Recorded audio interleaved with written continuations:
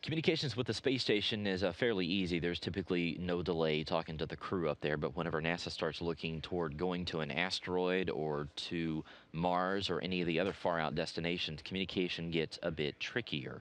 So there's a team here at the Johnson Space Center over in one of our buildings here that's been testing out different scenarios and creating an artificial communications delay that is sometimes several seconds, sometimes several minutes, trying to talk with the crew and figuring out exactly how all of that is going to work. We've got a live report now from NASA Public Affairs Officer Brandy Dean, who is there working with that team. Brandy, how are things going? Hi, thanks, Josh. We are, as you said, here in Building 220 at Johnson Space Center, where it's currently the home of the Autonomous Mission Operations mission. That is similar to NEMO that you heard about earlier, one of the ways we simulate, in this case, a mission to an asteroid. And here with us to tell us about it today, we've got Jeff Malden, who is the simulation supervisor. He's been the one putting in all the problems for the crew inside the deep space habitat here behind us to deal with. Thanks so much for joining us, Jeff. Thank you.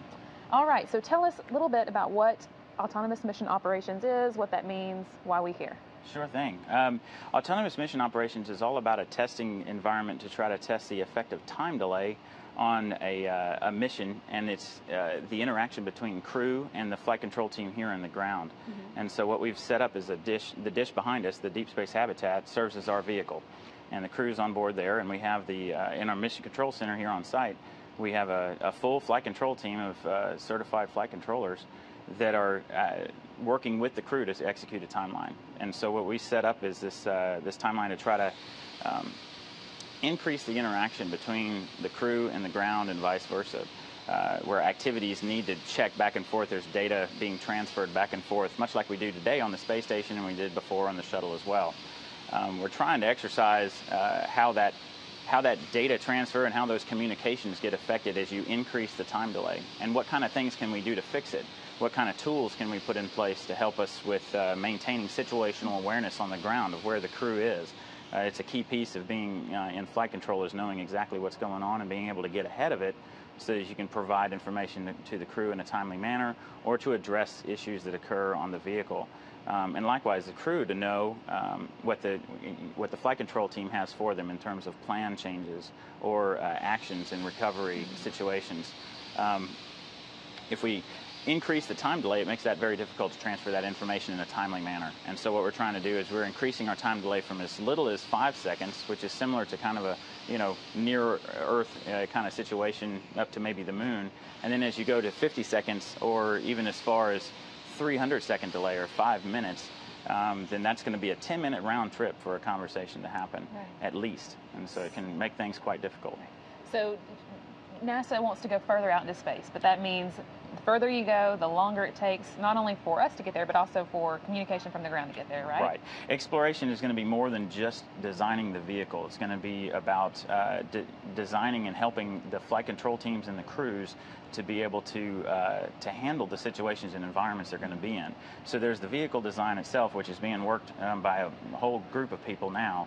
But there's also the piece of it that we're working on here is to try to develop the ideas and the techniques to be able to fly those kinds of missions. And we need to do our homework now here on the ground before we get there. And so any mission, doesn't matter if it's this deep space habitat or if it's any other vehicle that would go beyond Earth orbit, beyond the moon, to an asteroid, to Mars, wherever it is that we want to go, is going to have to overcome these kind of challenges. Mm-hmm. And so we're starting to try to figure that out with a real flight control team, with real crew members here, with experience in this kind of stuff. We've got a blended team of flight controllers, established flight controllers with experience on shuttle missions, ISS mission today. They bring all that experience to the table. They've all been trained to be outstanding flight controllers, and they all contain the skill sets that's required to do this job. But what we're testing now is not so much that, it's more the ability to apply those in a case where you don't have the same level of instant communication with the crew like we have today. All of our techniques and all of our experience base in the past has always been on near Earth or as far out as the moon. We've never gone further than that, and we want to go further. The mission starts here. And you come from a space station background, right? That's correct. I'm a flight controller for the space station and attitude control specialist. Okay, great. The time delay for the space station is just fractions of a second, right? Not much at all. Right. In terms of all the delays through the network and back up and down, it would be something similar to like a 1 second delay. Okay. And so it's not that big of a deal for us. We're able to have communications like we're having now with the crew, and the Capcom for the station handles that for us, and we're able to get information up and down quickly. And then also we have the ability to get telemetry from the station vehicle on the ground, so we're able to see how the station is performing, how our specific subsystem, for example, me with attitude control, I'm able to see what the current orientation of the vehicle is, how much propellant we're using, if we're doing maneuvers or anything like that. But when we go further out, the crew is going to have a lot of this responsibility. Right. Some of the investigation here is how to transfer some of that responsibility back over to the crew, and yet still maintain such a complex vehicle like the ISS is. Right now, it takes the full flight control team to really operate the crew, to give them the time to do the other things that they need to do on board the station, like the science and the maintenance kind of tasks that they do. So a lot of the systems of the ISS are actually controlled from the ground, and so we do a lot of commanding back and forth to the ISS on a daily basis. Now, when we get into a case like this, where we're at 5 minutes for our commanding to even reach the vehicle, well, it's very difficult to maintain a tight grip of what you're doing when you're at that kind of delay. So some of those activities may need to be transferred back over to a crew member. And what the tool sets that we deploy in cases like our simulations here, we seek to try to make that job a little bit easier for the crew. The crew's got a ton of things to do, and they've got a busy timeline to execute. It's difficult for them to execute that at a specialist level like we do at the ISS. And so what we try to do is provide additional data insight that helps to break down the system a little bit, and helps to help them recognize issues, performance problems, and then also just to execute a nominal procedure. To make sure that they aren't risk of making any mistakes, so that way, if a mistake occurs, it's something they're easy to fix and things like that. So it's all to make the job smoother, to make it easier, to make it more enjoyable when you're there.